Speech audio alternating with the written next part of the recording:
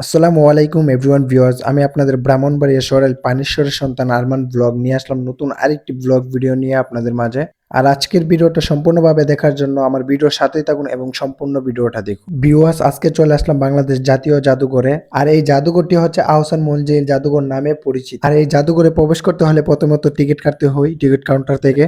প্রথমত আমি ৪টা টিকিট কাটলাম টিকিট কাউন্টার থেকে। তারপর আমাদের সাথে ঢাকা থেকে আরেকজন জয়েন হয়েছে। তারপর আরেকটি টিকিট কাটলাম। মোট ৫টি টিকিট কেটে আমরা ভিতরে প্রবেশ করলাম। আর প্রত্যেকটি টিকিটের মূল্য ছিল প্রায় ৪০ টাকা করে। তারপর গিডে প্রবেশ করার সময় গিডের কাউন্টারে থাকা লোকটি আমাদের কাছ থেকে টিকিটগুলো নিয়ে টিকিটটাকে চিরে অর্ধেকটা কাউন্টারে রাখলো, অর্ধেকটা আমাদেরকে দিল। তারপর ভিতরে ঢোকার পরে আমাদেরকে বললো এই ব্যাগগুলো ভিতরে আরেকটি কাউন্টারে জমা রাখার জন্য। যেহেতু ব্যক্তিগত জিনিস বাদে অন্য কোনো জিনিস নিয়ে ভিতরে ঢোকার কোনো অনুমতি নেই, তার জন্য আমাদের ব্যাগগুলো একটি ভিতরে কাউন্টারে গিয়ে জমা রেখে আসলাম। ব্যাগগুলো জমা রাখার পর ওইখান থেকে আমাদেরকে একটি কয়েন দিছে সিলভার কালারের, যেটি আগেকার যুগের মুদ্রার মতো। যাই হোক ভিউয়ার্স, বলতে বলতে চলে আসলাম আহসান মঞ্জিলের একেবারে সামনের দিকে। ভিউয়ার্স, আপনাদেরকে আমি একটা কথা বলতে চাই, এই ভিডিওটা দেখে যদি ভালো লাগে অবশ্যই আমার পেজটিকে ফলো করে রাখবেন এবং ইউটিউব চ্যানেলটাকে সাবস্ক্রাইব করে রাখবেন। যারা যারা আমার পেজ এবং ইউটিউব চ্যানেলে জয়েন আছেন তাদেরকে অসংখ্য অসংখ্য ধন্যবাদ এবং নতুন নতুন ভিডিও দেখার জন্য আমার পেজ এবং ইউটিউব চ্যানেলের সাথেই থাকুন। ভিউয়ার্স, এই আহসান মঞ্জিলটি আমি একটি বইয়ের মধ্যে দেখছিলাম। কোন বইয়ের মধ্যে দেখছিলাম সেটা মনে নাই, হতে পারে বাংলা কিংবা বাংলাদেশ ও বিশ্ব পরিচয় বইয়ের মধ্যে। যাই হোক, এই জাদুঘরটি কিন্তু প্রাকৃতিক পরিবেশ এবং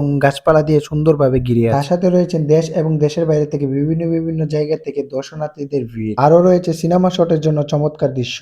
এই দৃশ্যগুলো দেখে আমিও মুগ্ধ হয়ে গেলাম। এত সুন্দর একটি জায়গা সরাসরি না আসলে কখনো বুঝতে পারলাম। ভিউয়ার, জাদুঘরের ভিতরের দৃশ্যটা ছিল আরো বেশি চমৎকার। যেখানে রাখা ছিল পুরাতন জিনিসপত্র। যেহেতু এখানে রেখা ছিল ভিডিও করা নিষিদ্ধ, তার জন্য আমি ভিতরটা ভিডিও করলাম না। খুবই দুঃখজনক বিষয়। আপনাদেরকে ভিতরের যে পুরাতন জিনিসপত্রগুলো কোনো কিছুই দেখাতে পারলাম না। যাই হোক ভিউয়ার্স, আজকের এই ভিডিওটা আমার এই পর্যন্তই। যারা আমার এই ভিডিওটা সম্পূর্ণভাবে ধৈর্য সহকারে দেখছেন তাদেরকে অসংখ্য অসংখ্য ধন্যবাদ এবং সবাই ভালো থাকবেন, সুস্থ থাকবেন। আল্লাহ হাফেজ। দেখা হবে নেক্সট ভিডিওতে ইনশাআল্লাহ।